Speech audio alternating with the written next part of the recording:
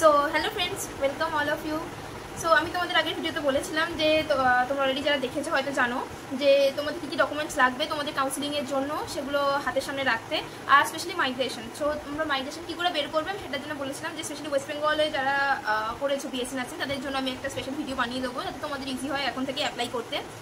তো প্রথমত আমি বলি যে ওয়েস্ট বেঙ্গলে যারা করছো তোমরা এখন, তারা যদি মাইগ্রেশনের জন্য অ্যাপ্লাই করতে চাও, তো ফার্স্ট মাইগ্রেশন হচ্ছে তোমার ম্যান্ডেটরি, তোমার লাগবে, সেটা প্রথমে জেনে রাখো। তুমি হয়তো এখন বলতেই পারো যে আমার কোর্স শেষ হয়ে গেছে, আমি তো এরকম না যে আমি কোর্স কন্টিনিউ করছি, আমার মাইগ্রেশন চাই।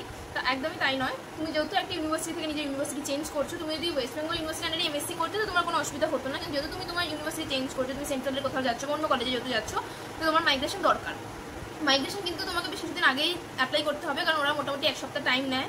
আমি যখন লাস্টবার অ্যাপ্লাই করেছিলাম, আমার হয়তো ভাগ্যটা ভালো ছিল যে আমি সকালবেলা দিয়েছিলাম লাঞ্চের সময় করে, একটুখানি ওয়েট করে বিকেল 5টার সময় আমি পেয়ে গেছিলাম। তো সেদিনকে প্রায় অনেকেই গেছিলো মাইগ্রেশনের জন্য, প্রায় 5-7 জন মতো গেছিলো, তাই জন্যই হয়তো সবারটা একসাথে মিলে করে দিয়েছিল, নাহলে আদারওয়াইজ ওদের মোটামুটি ওরা বলে কিন্তু এক সপ্তাহ টাইম লাগবে। তো প্রথমে তো মাইগ্রেশনের একটা সার্টিফিকেট পাওয়া যায়, একটা ফর্ম আছে, ঠিক আছে? তোমরা ওয়েস্ট বেঙ্গলের ওয়েবসাইটে যাবে, সেখানে তোমার মাইগ্রেশনের ফর্মটা পেয়ে যাবে। আমি তোমাদের দেখাচ্ছি ফর্মটা কেমন হয়।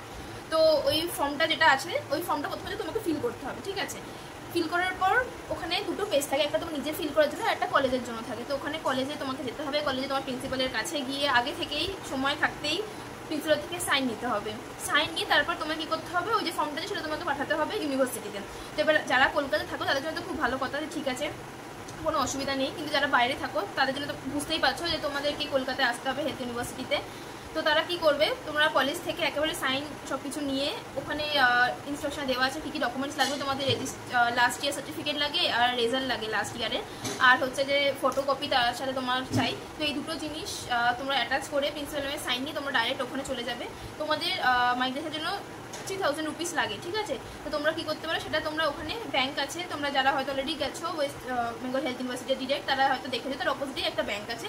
তো তোমরা সেই যে ব্যাংকটা আছে, সেই ব্যাংকটাতে হচ্ছে যে তোমরা গিয়ে চালান কাটতে পারো। 3000 টাকা ওরা বললে ওরা ওখানে চালান কেটে দেবে।